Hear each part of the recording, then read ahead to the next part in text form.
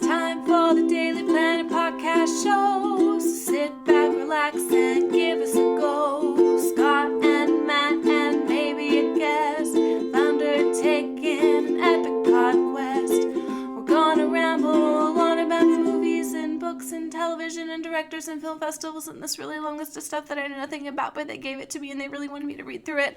And that's all I can really say about it, but it's gonna be great. Okay, start the show. Hello and welcome to the Daily Planet Podcast, your weekly podcast for all things movies, TV, books, and anything else we feel like talking about. My name is Scott Daly, editor-in-chief of DailyPlanetFilms.com, and I'm joined, as always, by my co-host and co-editor, Matt Freeman. Matt, how are you today? I'm feeling pretty good, Scott, and I'm excited about starting up the book club again with our second book, Fates and Furies. Yeah, we're back. We're back with the book club. I'm excited, too. It's been a couple months since we've talked books, so I think this will be a good one. And we've got our resident book expert, I guess, back on the podcast to talk books with us. Cyndee Daly, welcome back. Hi. How are you doing, Cyndee? I'm great. You ready to dive into this confusing book? Yeah, it's really great. It's interesting. I like it. Okay, well, we're not going to do that yet, because first, we've got some news to go over real quick. The first thing I wanted to talk about is, as kind of like a continuation to last week's podcast, is Hail Caesar. I said I'd talk about it briefly on the podcast, so I'm going to keep my promises for once, because I saw it last weekend, and Matt, I'm really glad we had our conversation we did last week about this one, because I think it allowed me, rewatching these movies, these Coen movies, and talking about them, allowed me to appreciate what they do so much more. And this movie is kind of like an amalgamation of everything that they do well, I think. And Sounds great. It's really great. I mean, it's got like the historical, real life historical people of Oh Brother, Where Art Thou? It's got kind of the dark comedy from everything they do, and it's got all the great, memorable, hilarious characters. It's really good. It's a movie that I think the people that don't know the Coens are going to go into it kind of disappointed, or come out of it disappointed, because it's not like, the trailer makes it seem like there's this plot that starts from the kidnapping and goes through the movie, and that's not what this movie is at all. It does not have one central plot. Like all the Coen movies, the plot kind of meanders around, not really doing anything specific, but just showcasing off these fun characters. And that's really it. But it's just so good. It's like they get to show off their camera work. The actors are doing some of the best performances I've seen. George Clooney's great. It's a really great movie. So I think it's kind of the culmination of everything the Coens do. Great. Well, sounds like it's exactly up my alley. So I'm probably going to try to see that, even with my limitations to seeing movies in theaters. Yes, you should. All right. So some other news items, real quick. I think it was a couple days ago. It was announced who was going to be the showrunner of this new Star Trek show. A few months ago, I think we talked briefly. Cyndee, I think you were here for that one too. About them doing a new Star Trek show on whatever streaming service. Yeah, CBS I remember talking about streaming that. Or whatever. Well, they found a showrunner for it. It's Brian Fuller, who did the short-lived but really, really good Hannibal television show. He also did Pushing Daisies, which is a pretty popular show. That's one I never saw. But he also did Dead Like Me, which is a great show. Yeah. Never watched any of these, so... I believe Scott, we watched this in our freshman dorm. Yeah, we did. And I don't know what a showrunner is. It's the one who runs the show. Isn't that a director? No. Yeah, each episode will have different directors in many cases, but the showrunner is sort of like the executive producer of the show, I guess. Yeah. A lot of time, like, Joss Whedon was the showrunner of Buffy. He didn't direct every episode. He didn't write every episode. But he steered the ship, basically. So can we assume that this Star Trek show is going to be about death and murder based on his history? I think yeah. I was like, I love Hannibal, and if you guys haven't seen that, you should. The first season, I think the second season now too, are on Amazon streaming for free, I think. Oh. It's really good. And I'm really sad it got canceled. Like, it just never found an audience, but it's really good. But Brian Fuller, his career started writing for Star Trek. He wrote episodes of Deep Space Nine and Voyager, I think. So it's not like he's completely unfamiliar with the universe. So, I mean, I think I'm excited about this. He has really good shows. I like his style. I think you're right. I think a lot of these episodes are probably going to explore death, and so it might not be the same kind of Star Trek that we've seen in TV before, but I think it'll be good. Yeah, I mean, that's fine. Next Generation was a completely different animal from the original. It's good to reinvent and not try to do the same thing again. Absolutely, yeah. So yeah, we'll see. That's 2017. I think the only thing I'm worried about is whether or not we'll be able to see this, since it's like going to be on their weird streaming service thing. So I don't know. Hopefully. All right. Next up, it was the Super Bowl last weekend, which means we got a bunch of different TV spots for a bunch of different movies. There was a Civil War one, Jungle Book. The one I wanted to talk about with y'all is the 10 Cloverfield Lane spot, because we talked about this movie a few weeks ago when we really didn't know much about it. All three of us, it's not you, Cyndee, a different guest, but I think we all liked the trailer, right, Matt? Yeah. I really think it looks interesting. So this new TV spot kind of revealed a little bit more. It looks like we were trying to figure out if John Goodman was the female character's father or something. It looks like he wasn't. He's just some guy that saved her, found her outside, and brought her into his bunker. The spot also shows doesn't show, but there's a monster roaring as the trailer fades out. So you were right, Matt. There's going to be a giant squid monster. All right. I'm so excited. Well, actually, I am excited. It's just, I hope the movie doesn't focus on the squid monster itself. Yeah, me too. And it seems like the first trailer kind of made it seem like they were going to be locked in the bunker kind of the whole movie. This spot showed a lot more of her running around outside. So it's not going to be just like a contained story. Yeah. I think it's really cool. Like, this is something like no one knew about 2 weeks ago, and the movie comes out in less than a month. Yeah, it's really unique, especially because it's going to be kind of a, big, I think of John Goodman as a big actor. I guess it doesn't really have big actors. It just has John Goodman. But, yeah, I mean, the other two, they've been in, I'm blanking on their names right now, but they've been in stuff before. Like the male characters from, he was a character on Newsroom. I can't remember the other lady's name, but I've watched her in a lot. They're all good actors. And so moving on to our last news item, I saw an excuse to talk about or complain about Alien Covenant again with you, Matt. So we're going to talk about Alien Covenant again. My favorite. This news actually just broke, an hour or so ago. Danny McBride is joining the cast of the Prometheus sequel. So, What do you think about that, Matt? I'm Googling who that is as we speak. He's a comedian. That guy. Yeah. That's okay. Okay. So, I mean, you got to assume they're hiring him to be a comedic relief character, right? Do Ridley Scott movies have comedic relief? That's a good point. Not really. Other than The Martian, which was sort of a weird anomaly. Yeah. Yeah, I'm not really seeing it. Maybe he's making a pivot into dramatic acting. Maybe he's going to be one of the giant, tall, bald engineers. Oh, there we go. That's an angle on it I hadn't thought of. I like Danny McBride a lot. I think he's great. There was a show on HBO, Eastbound and Down, that was really good. That a lot of people saw. I don't know if either of y'all have ever seen it, but it's really funny. So I'm interested in whatever he's working in. I think this makes me slightly more interested in this movie than I was last week. Very slightly. Interesting. So Ridley Scott is discovering how to manipulate you by picking me specifically. Yeah. but by picking the right cast members, Yeah. he's listening to the podcast, and he's worming his way into your confidence with Yeah. his cast choices. All we need is Johnny Depp in a funny hat and makeup. Yeah. And I'm in. Yeah. It's going to be great. All right. That's all for the most unnecessary movie in the world news.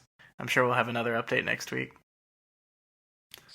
So let's go ahead and move on to our main event of the evening. We're here to talk about the novel Fates and Furies by Lauren Groff. This is our second book in our book club, and the first one we kind of did a sci-fi type story, and we're going more with this is a very popular book, but it's a romance love story thing. It's a literary fiction. Literary. I would not put it with romance. Well, no, I wouldn't put it with this. I wouldn't put it in the trashy romance novel section. But yeah, so let's talk about first. This was Amazon's book of the year. Yeah. So and Barack Obama's, if we believe he actually reads novels. I don't think he does. I think he has interns to pick things of the year. Yeah. So, Cyndee, we've read the first half of this book. Mm-hmm. What is your overall opinion on Fates and Furies so far? The story, the love story, I'm making quotes with my hands, between Lotto and Mathilde. I think it's really interesting. Everything I've read about this book says that it doesn't really come together until you read the second half, as far as like what the author was trying to do, because we have to see everything from Mathilde's perspective. As far as this podcast, we've only read the first half, which is only Lotto's perspective. So we don't know exactly what is going to happen and what story she meant to tell, because we've only seen one half of it, and she really wanted to tell both halves. But I enjoy the writing. It's very different, a lot of figurative language, but it's beautiful. And I don't really love the characters, but I'm not sure that you're supposed to. Yeah.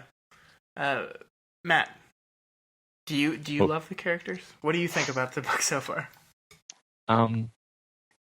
Yeah, so I spent probably the first half of this section, which is like the whole section was like 200 pages on my Kindle.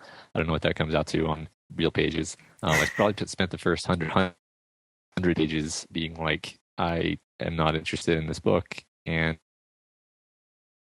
I don't like it very much, and I'm having a really hard time even picking up and reading it. Like, I keep picking it up and reading a couple pages and putting it down again.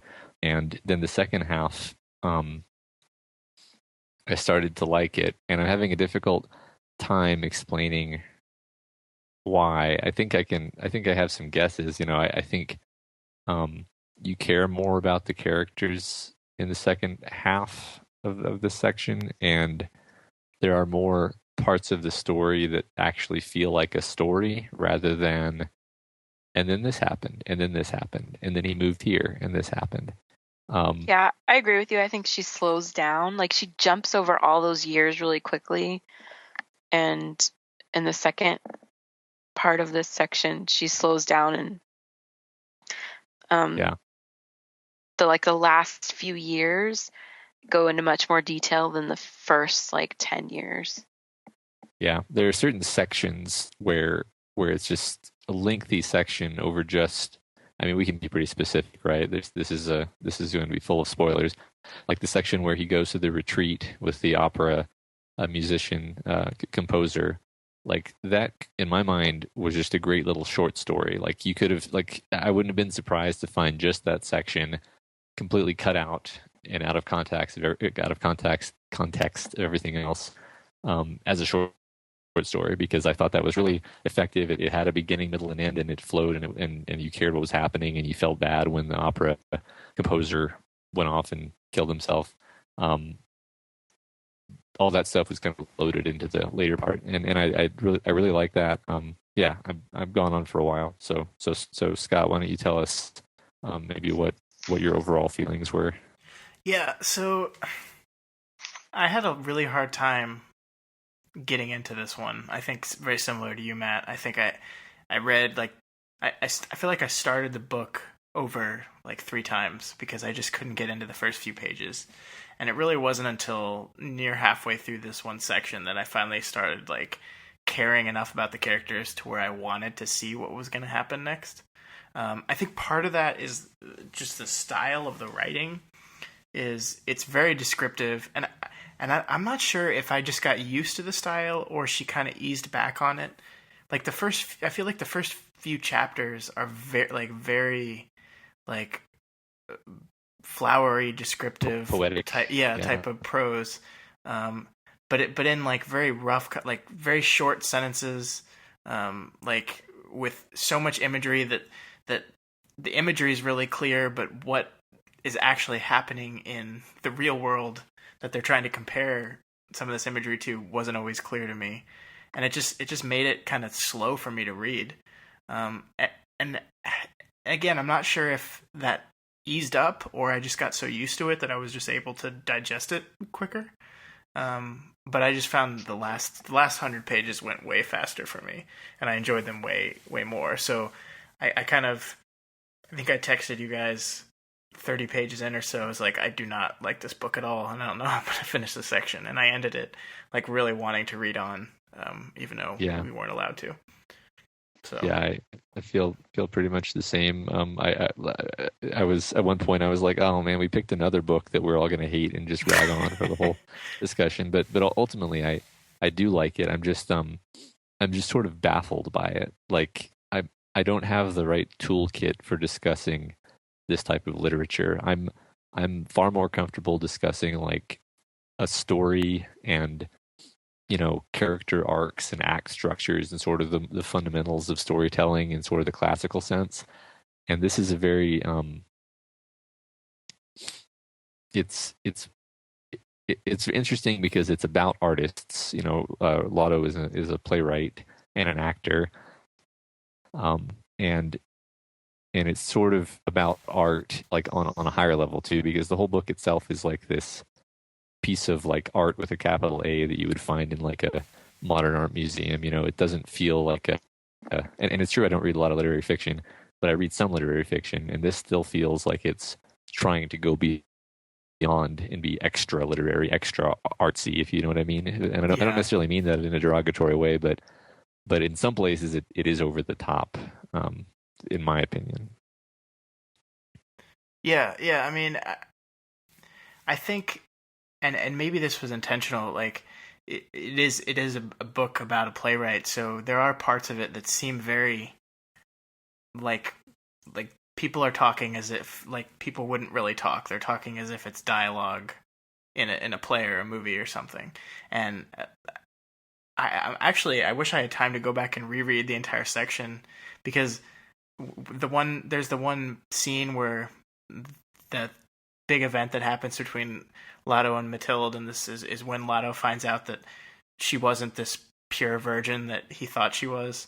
That whole scene is done like through a play, like basically like it's the script from a play, and it made me think: is the whole section kind of constructed as if it was some sort of play, which would fit into Lotto's point of view a lot more? What do you think about that, Cyndee? Well, I think that's possible.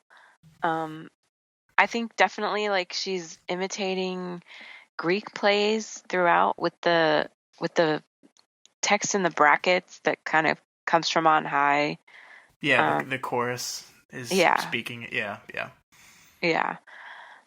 So it's possible the whole thing is meant to be a play. I don't know. I think that there's a fine line between poetry and pretension, and I think sometimes she crosses the line. I agree with that. And there's some things where I had to read several times, like trying to figure out what this actually means. But other times I like this kind of writing, and I like making poetry out of prose in a way.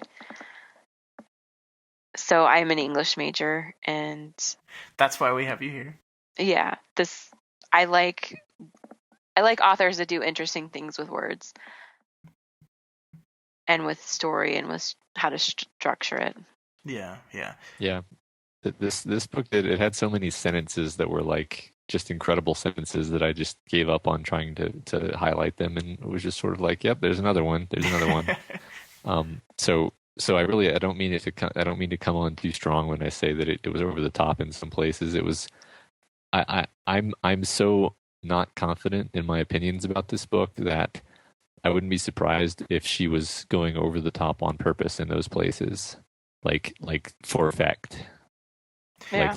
Like Lotto is being over the top here, and so the prose is over the top, or something like that. I don't know. Yeah, well, and that kind of fits into his personality, right? He's just in general an over the top person. So we haven't read the next section yet, but from what I understand, the book shifts to her perspective for the next section. So I'm very interested to see if the prose style shifts when we're suddenly viewing things from her perspective. And I think that'd be really cool, and that'd be a writer really flexing their muscles to write in two different styles. You have to be a very good writer to do that. Yeah. So, but I think the more we understand, the more we learn about Lotto as a character, the more the prose started to make sense to me. The style started to make sense because it does echo who he is as a character, and I thought that was really well done, and I thought the book very slyly like fed you information without making it really obvious. Yeah, I noticed that too. And like you started picking up on stuff, like the subtext in what everyone's saying and what everyone's doing, and you kind of like we're about to go into this section of Mathilde, and I know there's probably going to be some weird twist we didn't think of, but I kind of see where it's gonna go from her perspective. Like you have hints of maybe what's going on underneath with her, but it's still interesting enough to where I want to figure it out. So let's dive in.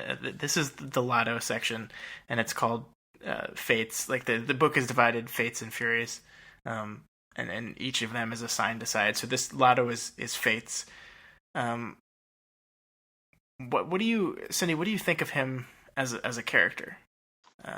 We kind of follow his life from birth to middle age, and I think we get a very different kind of perspective of him at each phase in his life. Yeah. Well, I started out being sympathetic towards him. He lost his father at a young age, and he didn't fit in at school, and he got basically discarded by his family. They sent him away. So I started out feeling sympathy for him, and as time went on and he got more and more successful, he got more and more self-absorbed, narcissistic, and irritating. And even the way she described his appearance changed to the point where at the end, I didn't like him at all. And he just didn't seem to consider his wife very much. Like he saw her as just someone that was there to serve him for the most part. Like he didn't really think of her on any kind of deep level. He didn't seem to know much about her. Yeah, I think the interesting part about that is it's unintentional and non-malicious. I think the speech that he gives, the playwright speech, where he basically starts just dumping misogynistic languages without even realizing it, is a window into that whole thing where he's completely unaware of the way he treats people in general. And part of so. The interesting thing about the way this is set up is this whole section is supposed to be from his point of view, but we also like the book still dives into other people's heads at time, and yeah. I wonder, like whenever the book goes into other people's heads, it's them talking about, although they kind of they dislike Lotto. It's also like how much they like him. And part of me wonders if we're seeing his perspective on what other people are thinking about him. And I don't know that if it could be, it could not be, but it just seems like the way other people described him is the way that I think he would describe himself. I don't know. Yeah. That's interesting. I always feel like the way I was surprised because all his friends seem to view both of them rather negatively a lot of the time. Especially like their appearance. Like everybody talks about how ugly she is, and Well, yeah, I think that's a perfect example of like dichotomy or ambiguity or some other word of that nature, because like some people think that Mathilde is beautiful and some people think she's ugly, and then like on one occasion a character like Mathilde gets a haircut and the character's like, oh, she is beautiful. I never saw it before.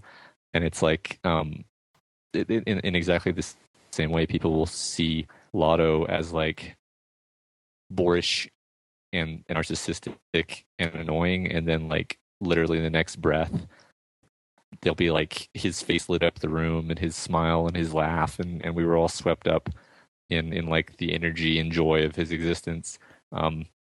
See, and that's exactly what makes me think that it might be from his, because I think he's so egotistical and narcissistic that I think he would think, even when other people are insulting me, like, I'm so awesome that it doesn't even matter because I can win them over no matter what. Like, that feeds into his whole view of himself, and as this, like, I think nothing says it more than the first night he's in that artist lodge in the wilderness, and he thinks he's the only real artist there, and he just plainly declares that because he's the only one that could possibly do anything and create anything.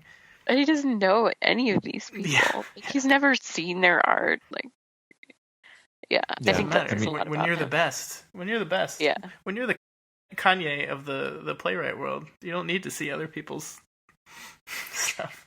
Yeah, I mean, it's interesting because like I've found in certain people in my life, like you can't be both fully self-aware and the life of the party.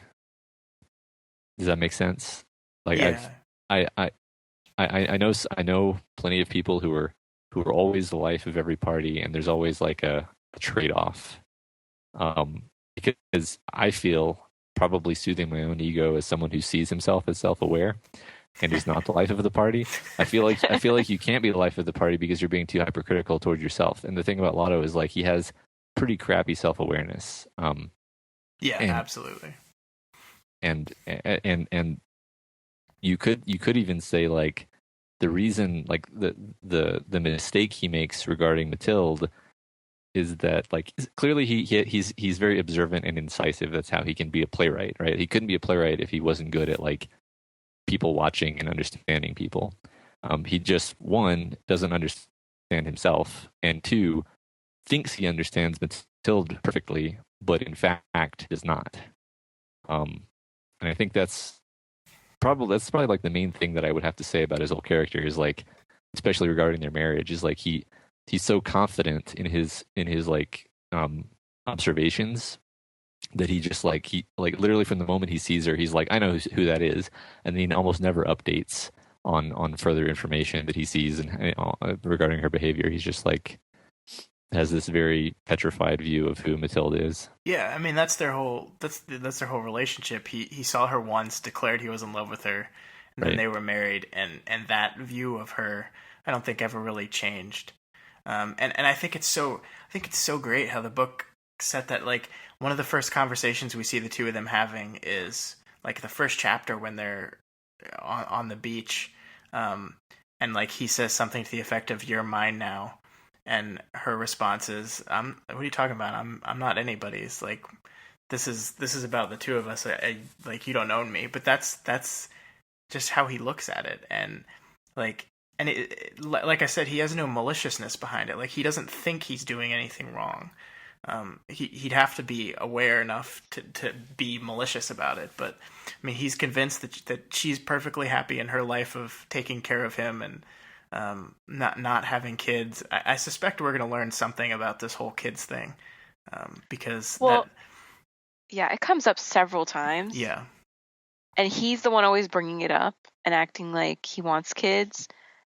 And she always puts him off or acts like it's a sore spot. And I don't know. I suspect that she did not want kids, and that's why they don't have kids. Right. I mean, he seems totally oblivious, because there's one point, I don't have the page in front of me, obviously, but she's like, "Would you stop bringing up the stupid kids thing?" Yeah. And like the word choice is like very like I'm so sick of hearing about this, and Lotto is just like, oh well, like he's so hapless, like he doesn't get that she like doesn't want kids and never wants kids, and she calls people breeders. You only call people breeders if you identify as someone who hates the idea of having kids. That's like an epithet for people who have kids. Yeah. Well, and I like that.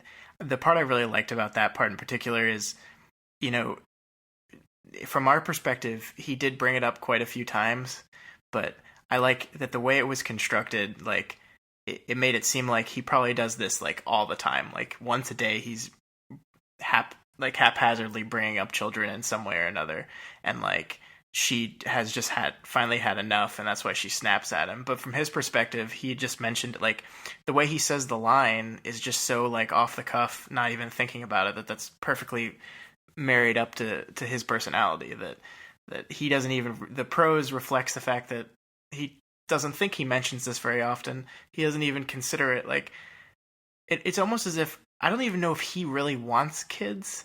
Like he just like brings it up as a thing. Like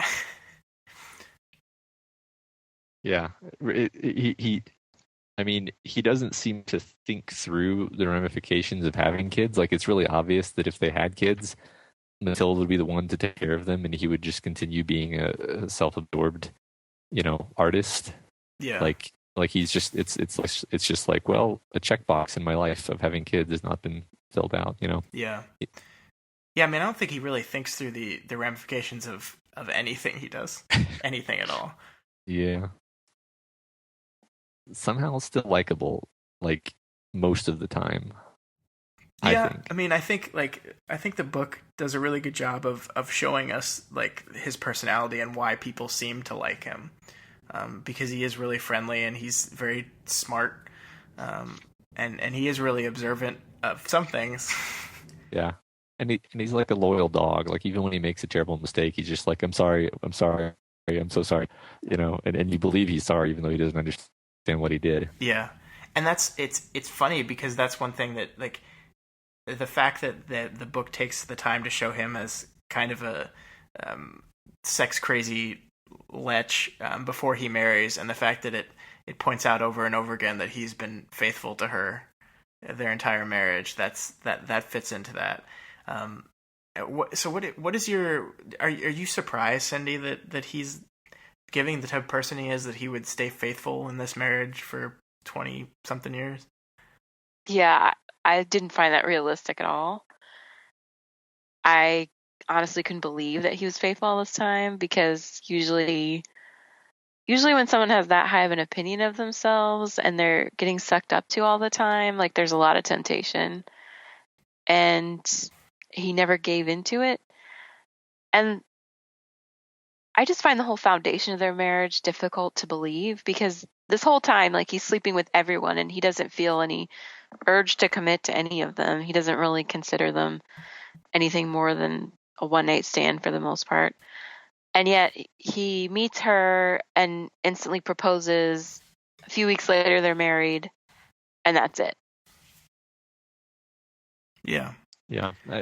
He completely transforms his personality. Like, I think the text, I mean, to some degree, the text just kind of hands it to you, even though you can still say that it doesn't seem realistic, that like he is, quote, primed for purity. Like he's this artist, like he sees everything through the lens of an artist.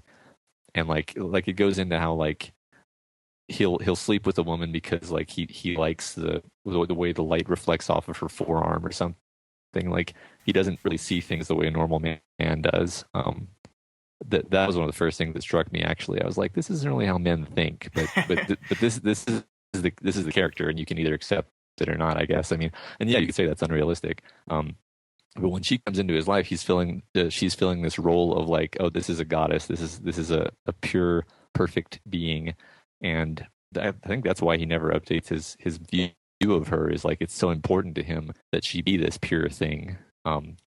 Yeah, and he'll bend over yeah. backwards to hold her up as that in his mind without ever actually learning who or what she is. Like I think the best example of that is when he takes her Lechs story and just uses it as his own. Yeah. Like, and then even though he's sorry, finishes the thing with what's yours is mine and what's mine is yours. Like he's so like he's so disinterested on who she actually is as a person. It's incredible. Mm-hmm. So the faithfulness thing, and that makes me think like the reliableness of this narrator in this story. So first of all, we have like a chorus in those brackets that are basically predicting the future or telling the real truth. So I'm wondering, how reliable. Like it would not, to me, it would not be a stretch to say that Lotto totally cheated on Mathilde during the entire course of their marriage, but never considered it cheating. Like never, like in his warped view on it, thought he was still being faithful. So whenever he's talking, he's being faithful. Like that would not surprise me at all. So I'm wondering like how much reliance we can place on some of the stuff that's being said.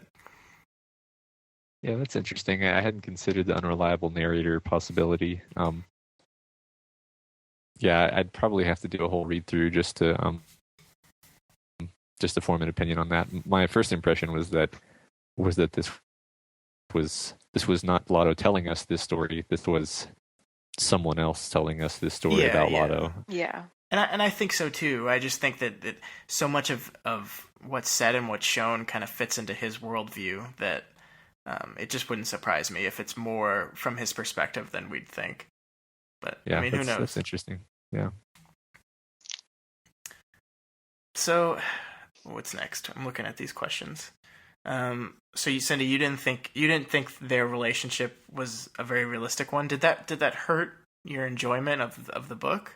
At first, it did, especially in the beginning, because she just kind of skips their whole courtship. Like she just skips it. They go from that night when he proposes to her upon meeting her the first time to then they have that one scene of their honeymoon and then them moving in together. So like the part in between is kind of blurry and then the fact that we just don't learn very much about Mathilde and the fact that Lotto doesn't seem to have a whole lot of curiosity about Mathilde or think about anything from her perspective. I don't know. It didn't ring true to me. I don't know how you can be married to someone for 24 years and not know who they are. Yeah. I mean, but that's Lotto, right? Yeah. All right. So let's talk about Lotto's relationship with his mother a little bit, because that's a really important relationship to him, or was, that got, I guess, semi-resolved by the end of this book. So, Cyndee, what did you think about their relationship? Whose relationship? Lotto and his mother. Oh, sorry.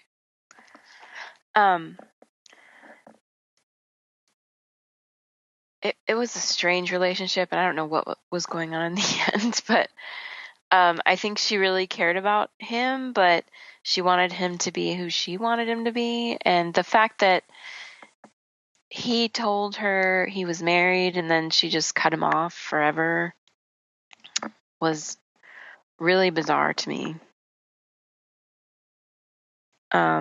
She claims, like that one part that was from her perspective, she claims that she made sacrifices for him and she did all these things for him and he's going to find out after she dies.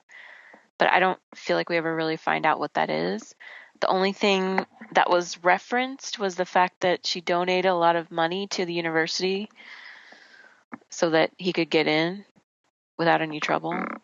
Yeah, I think there's a lot, and maybe we'll learn it in Matilda's section, but I think there's a lot that she's doing that we don't know about, because he doesn't want to see or refuses to see.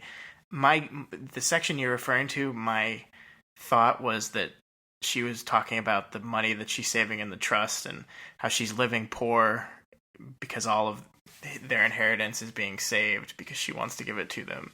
But that won't she cut him off. Like, she's not giving it to him. He could have had it this whole time.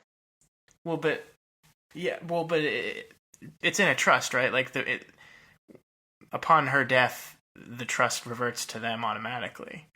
I don't know. I don't know if she just made it so only Rachel's the beneficiary or what, because Rachel was still getting money and he wasn't.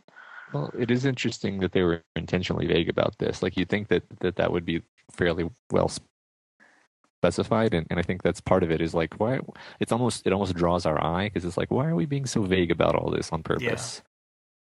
Yeah. Well, but it did say that he came into a great deal of money after his mother died in that one written as a play section. Oh, so yeah. I don't know exactly what happened with that, but I do think there's something going on there. I mean, the one parts we see from Rachel's perspective, we know that she's slipping Matilde money. We know that Matilde has called his aunt before asking for more money. So something's going on there that we don't know about. Do either of you think that, like, his mother has gone so far as to like pay people to put on his plays? Or I thought something like that. I did think of that. I thought that could be possible. Yeah. That I hadn't thought of that, but that's actually that would not surprise me.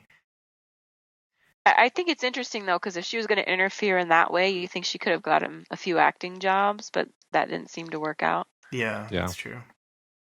Well, and so we know, this is kind of off topic, but we know Matilde is very important in his writing process. So part of me wonders, how much she's doing to these plays after he hands her the draft. Like, I'm wondering if he's as much of a genius as like. I know. I thought of that too.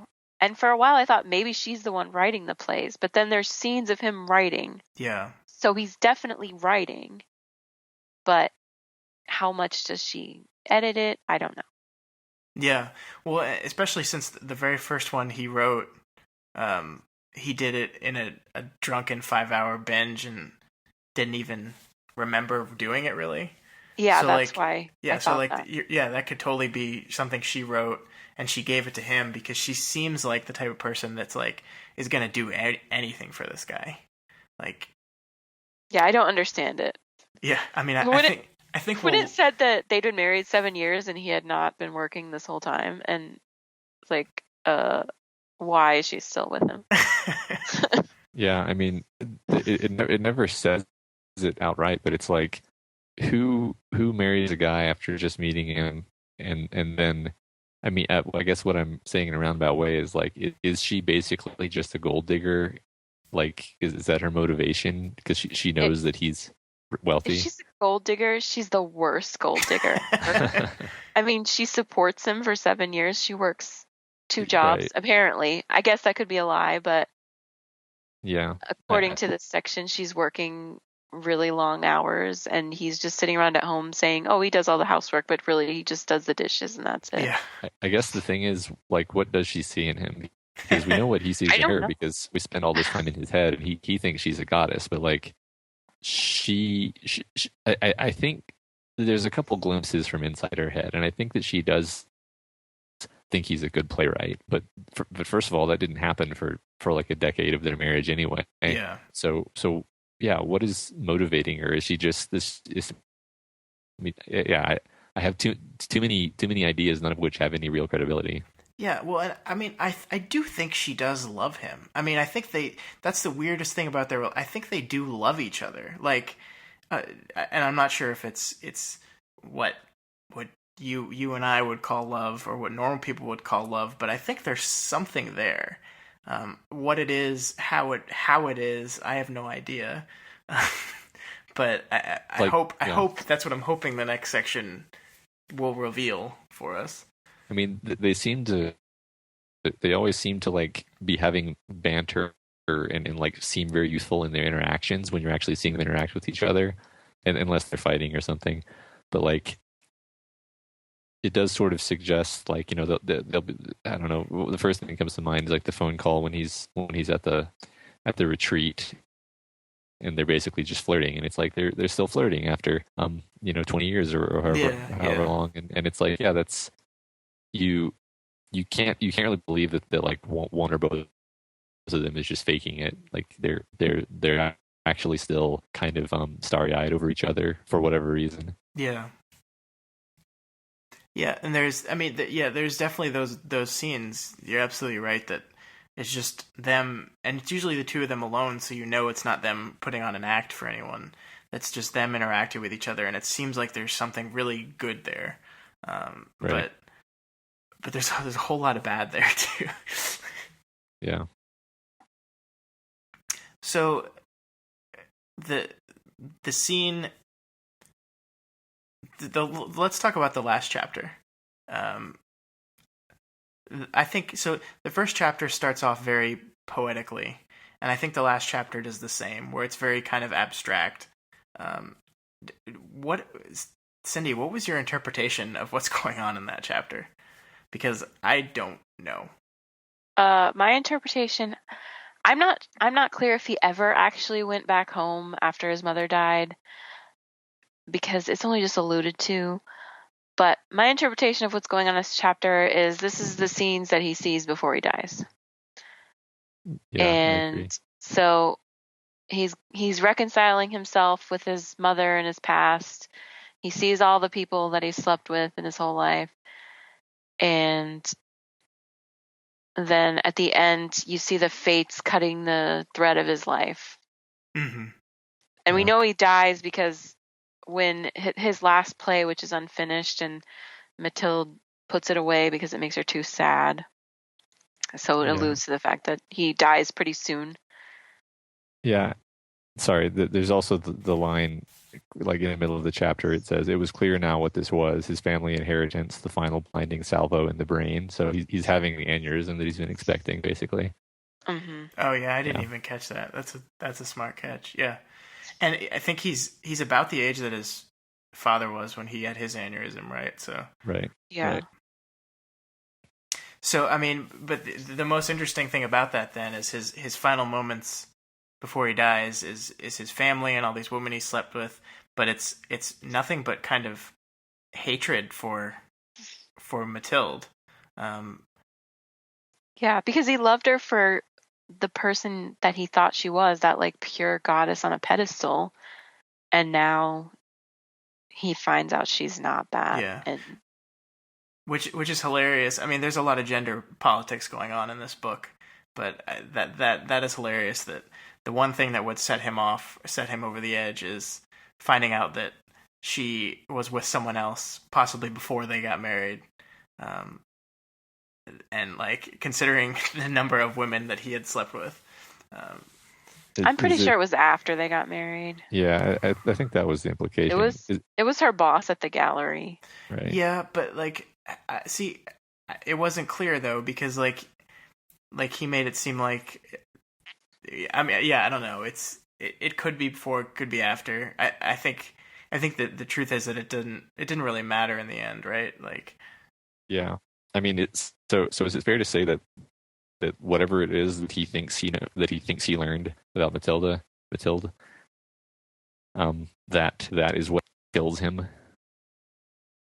Yeah, I mean, like that's the moment he has the aneurysm, when they cut from that scene. I mean, basically, he's so screwed up. Like he runs away, and he's like having a nervous breakdown, basically, in his mom's house, and he's so just like stressed out, and you can just imagine him like sitting on the beach trying to like basically kill himself almost. I mean, he does try to kill himself if you take it literally, by swimming out into the ocean, but he fails to. I don't think he actually which did is sort that, of comedic. though. See, yeah, that's what my interpretation is. He has the aneurysm right there in that restaurant. Oh, really? And everything in the last chapter, him visiting the beach, everything that happens there is what he's seeing right before he Oh. dies. That's See, my interpretation. Okay, I thought he had. Okay, I thought. See, and I think it's fair to talk about this because it was so abstract. My interpretation was that he had actually run off to the beach house and it was reality mingling with hallucination. But that's a very interesting. I'm gonna have to think about that now. I think that has merit. Yeah, I couldn't decide if he actually went to Florida or not. I guess we'll find out in the next part. Yeah, we probably will. Yeah. So, why did Charlie do this to him? If that's the case. So yeah, that's a really what. I mean, we can try to answer that question, but what does Charlie serve in the book as a whole? Like, out of all his friends, he's the one he really touches the entire time. Like, what, Matt? I mean, you said it when we talked before we started this. You said like at the beginning of the book you most identified with this guy. Did that change as the more you learned about him? Yeah, I mean, I think what I said was Charlie was the Matt insert in the story.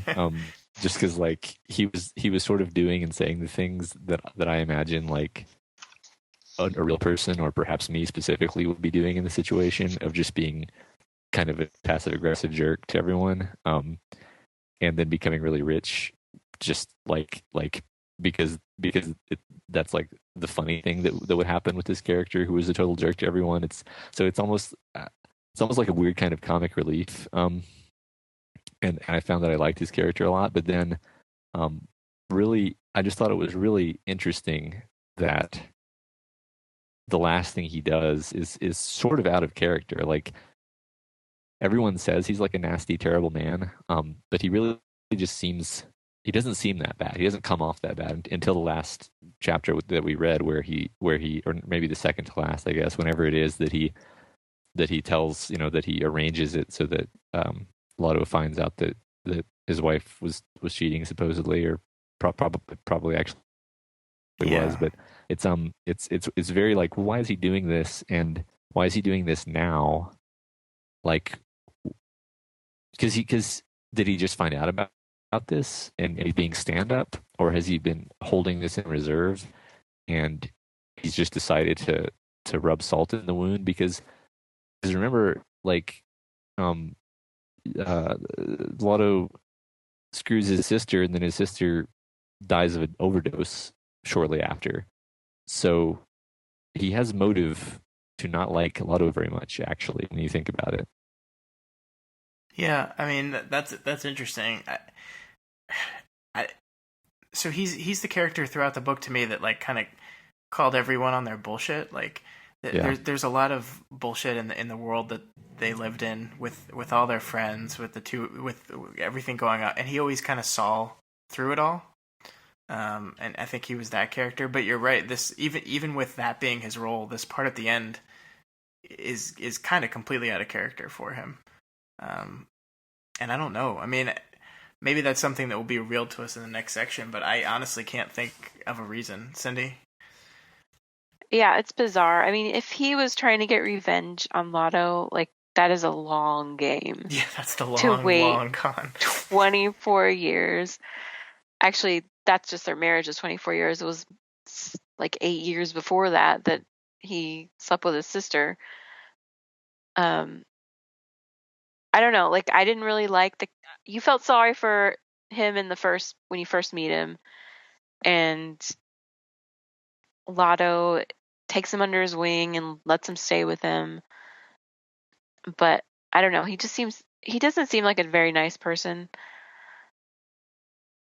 But the whole thing at the end, you think he'd be loyal. I don't know. It made no sense. And the fact that this was in the form of a play, like, it's different from everything else. So I don't know. Yeah.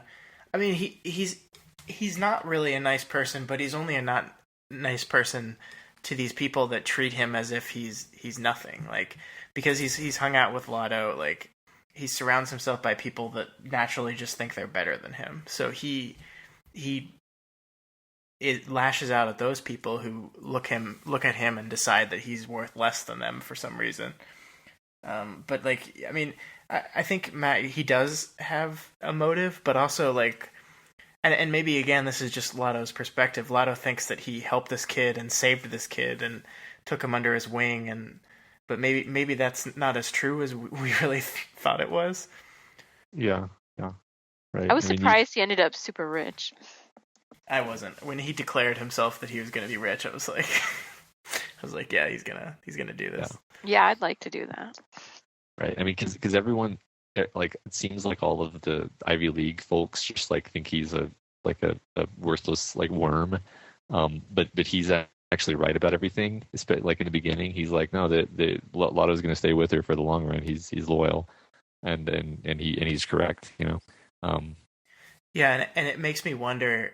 He was so confident in that because he knows Lotto, so he knows that Lotto's going to stay with her because he knows what type of person he is. But do you think he knows about like more about Mathilde too, and that's where his confidence came from? That's a great point. I didn't think of that. Because she could leave him, and then he would lose the bet, right? Yeah. But he seems so confident. That's a great point. And maybe that's so. Maybe they have some story between the two of them that that we'll learn, and that will reveal why he decided to betray him. I guess like that. Yeah. Or maybe this girl is just the girl that he slept with what was her name? Maybe it's just her. I mean, we never actually confirmed that the one girl died, right? It was just from his friend. I think he would That's remember what interesting. she looked like. Well, it was a long time ago. Well, would he though? I don't know. I think she had like tattoos or something. I don't Look, know. Maybe you can not. get She was those 17. removed. Anyway. I've predicted the twist, and I'm gonna be right. All right. Did you Well, look there at was spoilers? I did not. I have no idea what happens next. I just know it's from her perspective. And I know that there's a big twist that is shocking or something. Yeah. Okay. Well, But I I hope think the twist- honestly, I'm pretty convinced that the twist is gonna be that he wasn't as great of a playwright as we think he is, or he thinks he is. I think that's what it's gonna be. yeah. There's been all kinds of foreshadowing of different things. I think just don't know what it's the fact that she got so upset when he like inadvertently attacked her ability to be a creative genius by talking about women can't be geniuses if they make kids, and she didn't make kids or is a creative genius, and that's one of the only times that she's like left him. So I think that's a hint towards something. Yeah. Interesting. Wouldn't it be weird if she was just paid by Antoinette the entire time? Yeah. That would be. That would be pretty brutal. Yeah. It'd be weird if she did that, but then cut him off. I guess. Maybe, I mean, in some twisted way, she's like, he doesn't need money. He just needs a good woman to take care of him. Yeah, and well, maybe they weren't, like, they were kind of cut off, but she was still giving her an allowance. Right. But just giving it to Antoinette. Because they always manage to survive. Like, they're like, oh, Yeah. we just lucked into this rent-controlled apartment in New York City, which is kind of ridiculous, actually. For my understanding, it's pretty hard to just accidentally.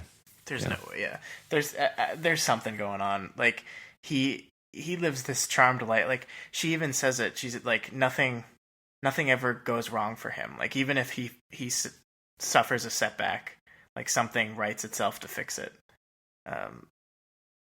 Yeah. Which is where his like. We had a question submitted about the double meaning of his name, Lotto, for Lancelot, winning the lottery. So I think that's intentional, that he kind of has this charmed life where everything seems to just work out for him. I think so. Yeah, I think that's.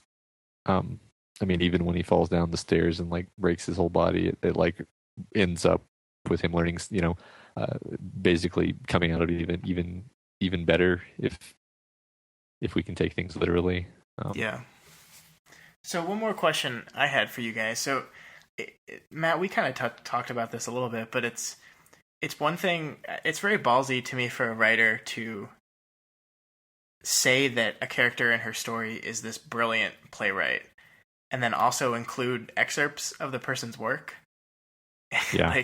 She's saying he's this brilliant, like no one's ever written this kind of stuff before, and then she actually shows it. Like, so she actually has to attempt to create a play that is brilliant and life changing. And I don't know about you, but everything that we see of his work was just kind of like, that's all right. It's pretty good. Yeah, that's yeah. I mean, it's not my cup of tea.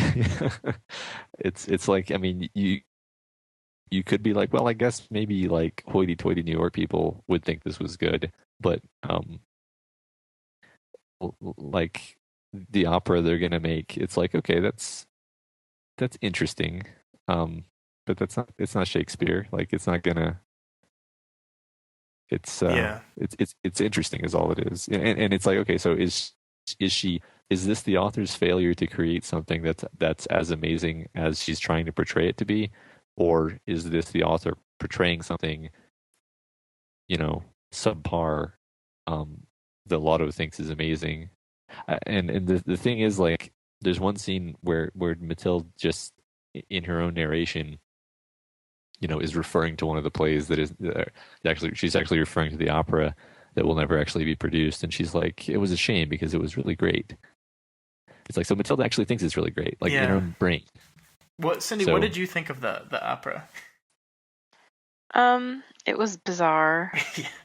It was interesting. I think definitely it would appeal to a certain class of people that are, I don't know the word to describe them, but artsy, but I don't think that would have any kind of mass appeal, which is why I think it is interesting that he's portrayed as being, so successful and so famous, because I don't know of many playwrights.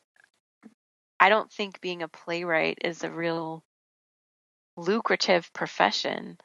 Maybe a screenwriter, but I mean, there's a certain kind of people in New York City who go to a lot of plays, and you'd be successful in that circle. But the fact that he seems to be quite wealthy and quite well known, and I don't know.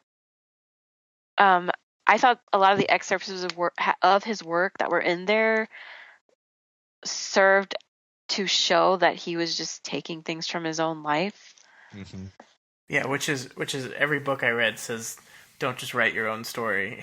Yeah. and that's it's literally like the one scene where it shows between him and the headmaster. I mean, that's just literally taken right from his life. Yeah.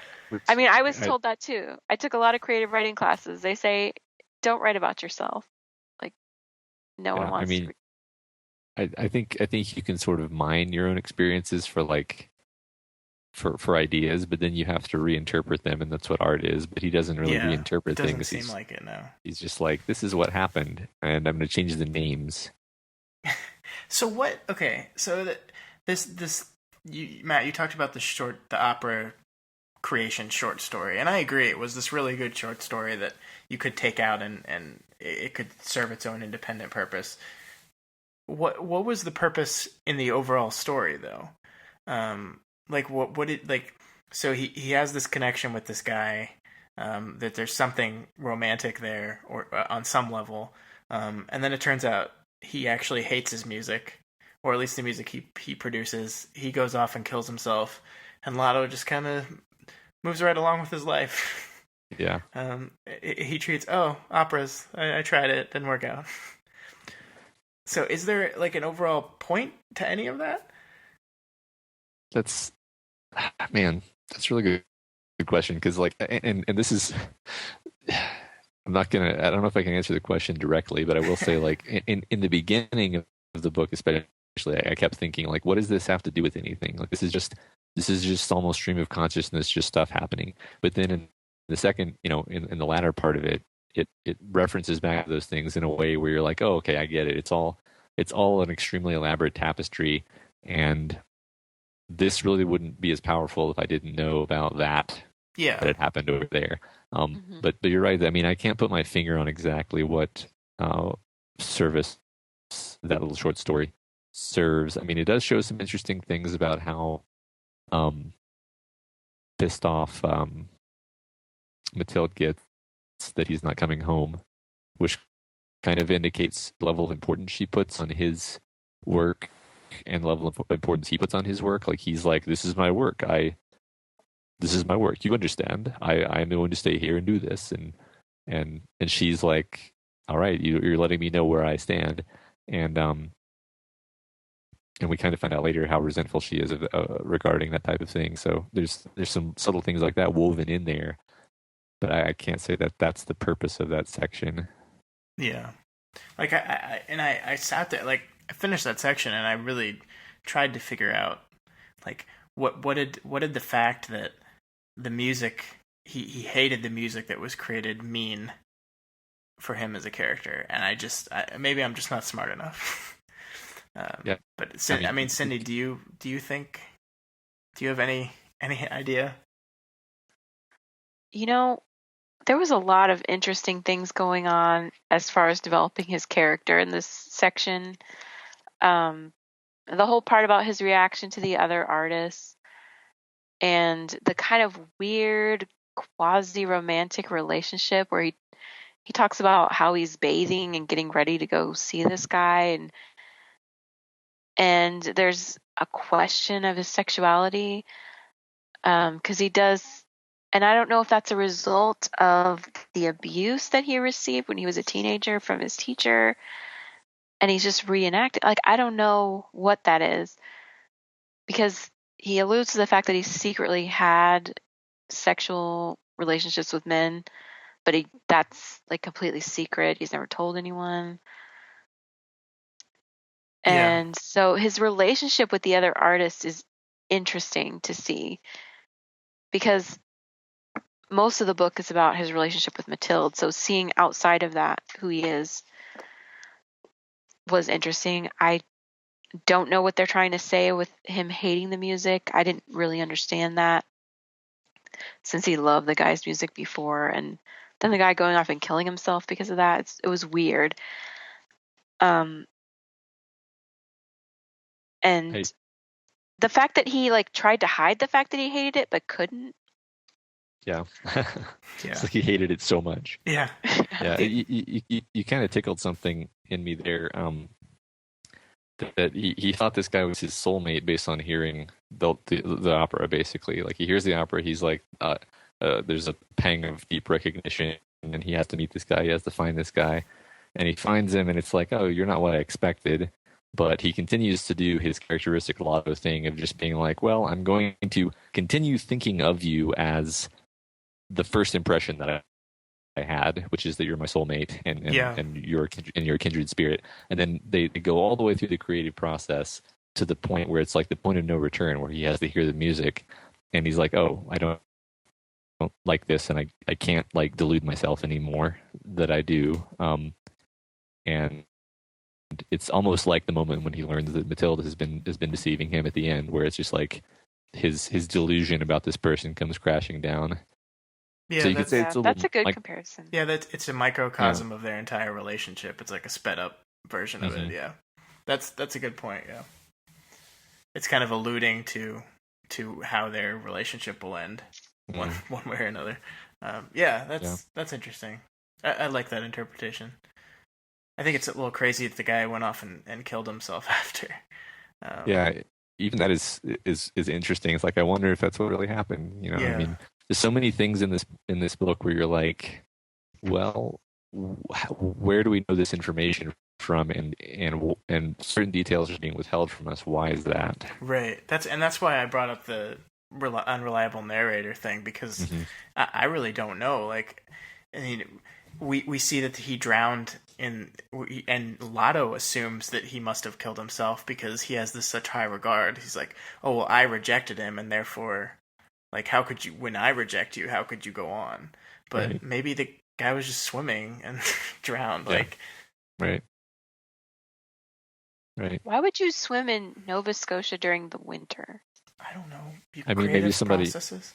maybe somebody killed him though. I mean, I don't know. As long as we're putting out like, there's gonna be a shocking twist, like shocking twist to Yeah. me says like murder, you know. Yeah, I Yeah, thought of but that. I don't even know if it. I don't, like, to me, it's not important like how this guy dies, but it's more important that Lotto assumes that it's because of him Yeah. and only cares for a moment before just moving on with the next thing.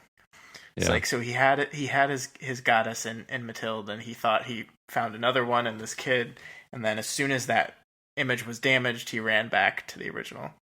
And of course, she takes him Mhm. back right away and is happy to see him. Although maybe she's not as happy to see him as he thinks she is, but we'll find Yeah. out. Yeah. All right. Interesting. So, does anyone have any? I think we're just about out of stuff to talk about. Does anyone have any parting things they wanted to talk about before we wrap this thing up, Cyndee? No, I'm just excited to read the next section and see what's really going on here. Yeah, me too. Matt? I don't know. This was a very. I think I'm going to be digesting this book for a really long time, and I'm glad I broke it up like this. I'm glad that I was forced to sit with my confusion about the first half, rather than just sort of impatiently being like, okay, well now I'm just going to find out what the hell that was about, because I wouldn't have thought of all of these things and these interpretations of Lotto's character if I hadn't been forced to by this discussion. So Yeah, thanks, guys. that's really true, and I think it's basically luck because we're just picking books and then dividing them in half. I think it's funny that with this book, I think we divided it, like the fact that it's broken up like this is great. I think with Wool too, we happen to divide it at like a perfect spot where things shift gears Yeah. to start to tell a different kind of story, and I think it's really cool. Like, I hope we can continue this good string of picking the perfect stopping spot to have a good conversation before we dive into the rest of it. Because honestly, when I was thinking about doing the second round, I was trying to decide, should we keep dividing it up and have a podcast halfway through, or should we just all read the book and come together? And with this one, like, I'm so glad we did it this way. Yeah. So, Good call. yeah, I mean, it's just luck. I mean, we didn't know anything about this going in, but yeah, no, I'm really excited. I'm probably going to start reading, as soon as we get off the call here. So Yeah. that's how anxious I am to see what's next. But unfortunately, we were originally scheduled to do this not this next week, but the week after. But that's the Oscars week, so I wanted to do an Oscars podcast. So we're gonna have to push this another week after that. No, I'm not going to remember the book by then. I mean, Well- we can record it whenever we want, I guess. And we Okay. Can... Yeah, let's just record it, and then Yeah, that's a good point. everyone else will have to be patient. Yeah, you guys out there, don't read ahead. All right, so that's Fates and Furies. So we will all be back to discuss that after we finish it. I'm worried that this is going to be a book that I'm going to finish it and want to immediately reread. Like it seems like Yeah, it could possibly be that kind of book for me. I think so. We'll see. All I've right. already reread some of it. All right. So let's conclude then with some recommendations. Let's leave everyone with some things that we think they should check out, new or old. So Cyndee, why don't you start? So, in Cyndee's movies that came out over a year ago, I just saw Wild on HBO, and I really liked it. Scott wrote a review of it long time ago, which I'm going to read. The first review for the website, I think. Really? Yeah. Wow. Yeah, so I really liked how they kept flashing back to her life before and the hike and how it transformed her, and also the beautiful scenery. So Yeah. So for people who haven't seen it, what's the movie about? Oh, Wild. It's about a woman who she loses her mother, and she goes in this downward spiral and starts taking drugs, sleeping with all these people. Her husband divorces her, and so she decides to hike the Pacific crest trail by herself, and she doesn't really know what she's doing. Which is insane. Yeah. Because it's like a trail that runs up from California to Washington. Yeah. And it's just all the things that happened to her along the way. Yeah, so the movie's based on the autobiography of the woman who actually... So it's based on a true story, and she wrote an autobiography. I think I have the book. I haven't read it, though. Yeah, I kind of want to read the book. But no, yeah, it was good. I'm glad you got to see that. Go read my review. Okay. Because it's pretty good for my first review. Matt, how about you? What do you want to recommend? I'm going to recommend a web serial. No way. You've never read those before. No. It's called Unsong, Unsong. And it's by the blogger who writes Slate Star Codex, which is the blog that I read and talk about at length all the time. And he's a very interesting fellow. Unsong is it's basically, man, I have a hard time describing this. It's basically like it opens up with like the first, like whichever the first Apollo astronauts were, flying into space and then crashing into a crystal sphere that surrounds the Earth, and then it turns out that like Judaism is literally true, and you can do magic by saying the names of God, but the names of God are copyrighted by corporations because that's what would happen if that was real. So it's this delightful, like, funny / creative extrapolation of all these concepts. Yeah. Wow. I don't know if that was a good sales pitch, but it's pretty fun. Wow, that sounds really interesting. Yeah. I will have to check that out in my copious amounts of free time. I'll check it out when they put it in paper form. Yeah, it's not going to happen. All right, my thing I wanted to recommend is actually a YouTube channel. It's called Every Frame a Painting, and basically what is this guy does video essays exploring different directors and different styles, and pointing out some really great cinematography work and camera work and framing and all this really smart analysis of what directors are actually doing in their movies. He did one for Michael Bay that I thought was great. He did one for Jackie Chan and his style of action / comedy, and they're just really insightful. They're really smart. You know, there's a lot of video movie reviews out there, but there aren't very many people that are making these kind of detailed analysis.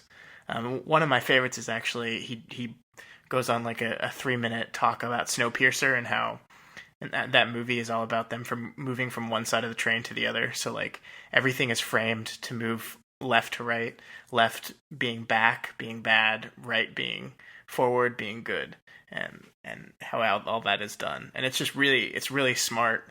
The videos are pretty short. You know, I don't think any of them are longer than 10 minutes, but it's really well done. And he updates, I think he does like one a month because it takes some time to gather all these clips and write the essays that go with them. But everyone should check that out if they're interested in how movies work and how directors and cinematographers do what they do. Sounds awesome. I'm definitely going to check it out.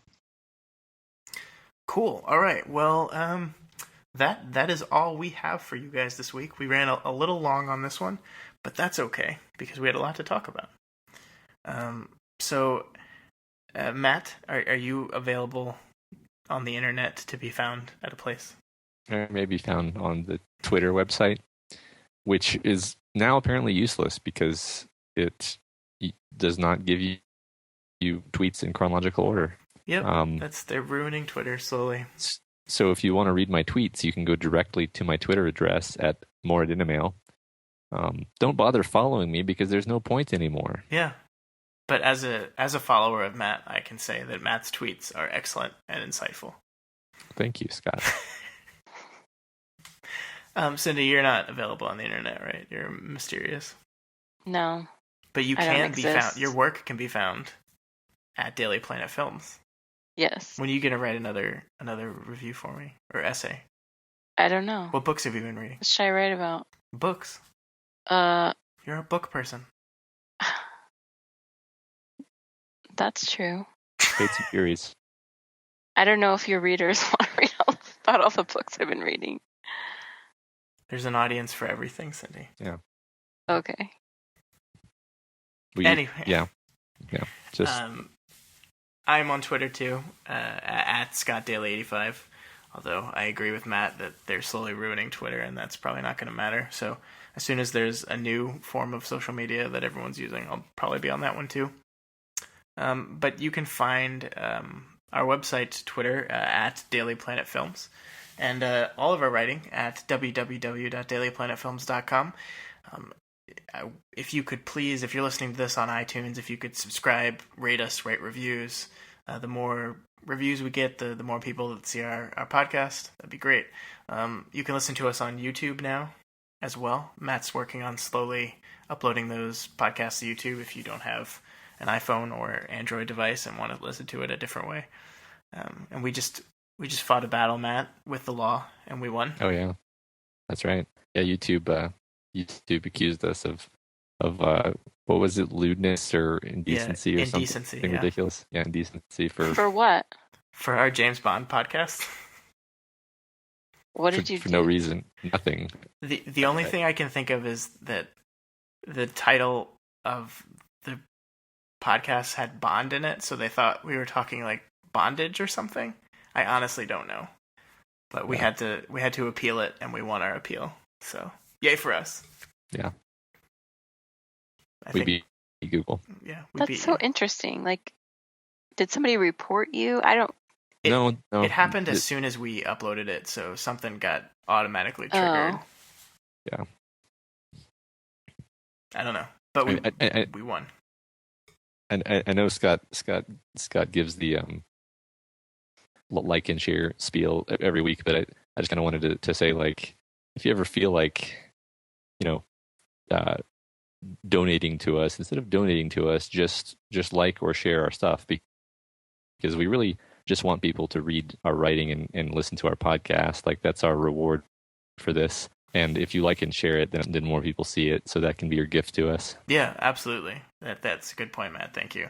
Especially when it comes to these book club podcasts, because I think, we got some questions submitted to us from some readers, but the more people that submit questions, the more people that participate, I think the better this thing works, because there's probably some of you reading this book out there that had some opinions that we didn't even think about, saw something that we didn't. So the more voices we have looking at these things, the better. So please participate.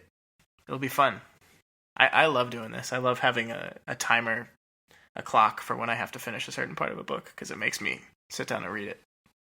Mm-hmm. Yeah. I just like talking about it with someone. Yeah, that too. All right. Well, that's all we had this week. Cyndee, thank you for guesting once again. We'll see you in a few weeks for our second half of this podcast. Next week, Matt, we're going to be talking about the Marvel movies that are not owned by Marvel. So we're going to be talking about the X-Men movies and Fantastic Four and Deadpool, which comes out in 2 days. Awesome. So that's I gonna like be the fun. Marvel movies. I mean, I like the X-Men movies. So Yeah. I think it's gonna be a good conversation, because I don't like those movies, so I think it's gonna. You don't like the X-Men movies? I do not. all right. Well, What is wrong with you? tune in next time. Podcast is over, it's done. We hope you all had some fun. Go back to your work or your school, maybe the gym. Hey, that's cool. Regardless, just go away. But please come back next